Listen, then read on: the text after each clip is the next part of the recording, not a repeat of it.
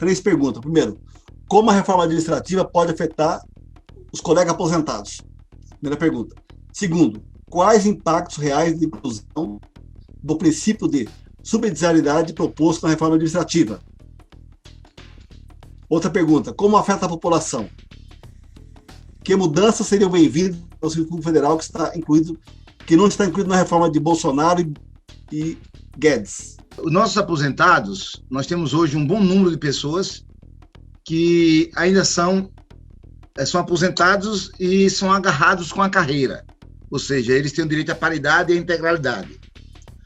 As novas contratações, agora a PEC propõe novo tipo de novas de contratações, onde o trabalhador concursado vai ser a mais difícil forma de contratação. Então, vai ter outras formas de contratações para o serviço público.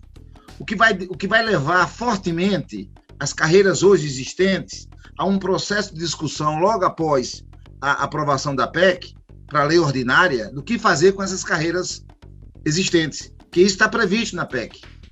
Uma segunda etapa se dá através de leis ordinárias. E a minha concepção é que a PEC caminha para que a gente que hoje está no serviço público tenhamos nossas carreiras como carreiras mortas, que significa dizer que nós teremos uma carreira que será congelada. Porque nós vamos ter 9 tipos de contratações no nosso sistema, né, de serviço público, sem necessidade de concurso público. Então, se essas carreiras serão congeladas, significa congelamento de salários. E esses servidores aposentados sofrerão exatamente igual aos que estão hoje na ativa. Então, a primeira grande ataque que os servidores aposentados correm é o procedimento do governo em querer acabar com atuais carreiras, matar atuais carreiras. A PEC 32 não diz isso categoricamente, mas fala de levar para as leis ordinárias essa discussão sobre a regulamentação das atuais carreiras. Então, eu não tenho dúvida que o serviço público pode contratar um cara para fazer o mesmo serviço que eu faço, de uma outra forma, com outro salário, a minha carreira corre o risco de ser morta, né? Eu não tenho dúvida disso. Então, essa é a primeira questão. A segunda questão que o companheiro coloca sobre o aspecto, né, da subsidiariedade, que é o princípio da organização social, ou seja, essa questão para a gente é fundamental, porque a PEC se desenha no processo de contratação de servidor público não a serviço do Estado, não a serviço da sociedade, mas sim a serviço do político de plantão, daquele que te indica. Então vai ter toda uma diferenciação dos atuais servidores públicos.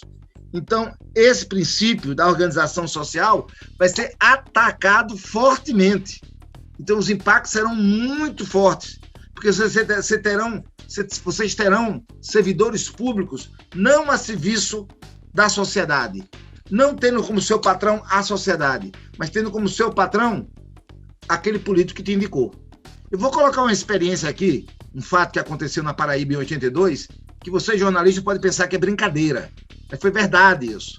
Em 82 não era obrigatório o concurso público. Nas eleições para governador do estado, a disputa acirrada aqui, o candidato apoiado pela ditadura militar era candidato ao governo e o atual governo apoiava ele, era a primeira eleição para governador do estado, depois da ditadura. O que acontece? Existe toda uma movimentação, né, para ceder cargos, para buscar trocar cargos por voto, cargo de serviço público. E um determinado deputado, candidato à reeleição, ele indica 12 nomes para ser nomeado ao Estado, para serviços gerais do Estado, para ter contratos com o Estado. E ele assina embaixo e carimba. Esse carimbo leva o nome dele, leva a identidade dele, leva os dados dele. Resultado, no outro dia saiu no Diário Oficial que ele tinha sido contratado pelo Estado para ser servidor público, né, em serviços gerais de uma escola. Olha o grau de envolvimento do Estado. Então, ou seja, a organização, o princípio da organização social, que é a pergunta do companheiro, vai estar totalmente, como eu diria, desqualificada, né? Não vai existir esse princípio efetivo, vai ser uma destruição desse princípio. Então, essa é a questão. E a terceira pergunta, que mudanças seriam bem-vindas? Olha, Em 2012, nós fizemos a última grande greve dos servidores públicos em geral, e a grande discussão nossa era a regulamentação das nossas carreiras. Era discutir fortemente conceitos elementares de uma carreira de servidor. Então, nós achamos que é importante, né, dimensionar o Estado, por exemplo, do tamanho da necessidade da sociedade, do povo. Discutir uma carreira estruturada a cada um dos setores, como nós tentamos fazer em 2012, e não conseguimos, não tivemos êxito. Então, eu acho que é preciso, né, avançar no que diz respeito a ter um Estado que atenda à necessidade do povo, né, que atenda efetivamente, né, no que diz respeito à saúde, à educação, à assistência social, a tudo aquilo que a sociedade precisa.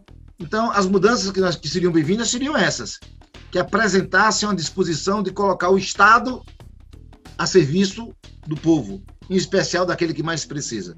Eu não sei se eu consegui responder as 3 perguntas, mas eu acho que é esse o eixo geral aí que eu teria para acrescentar. Obrigado, querido.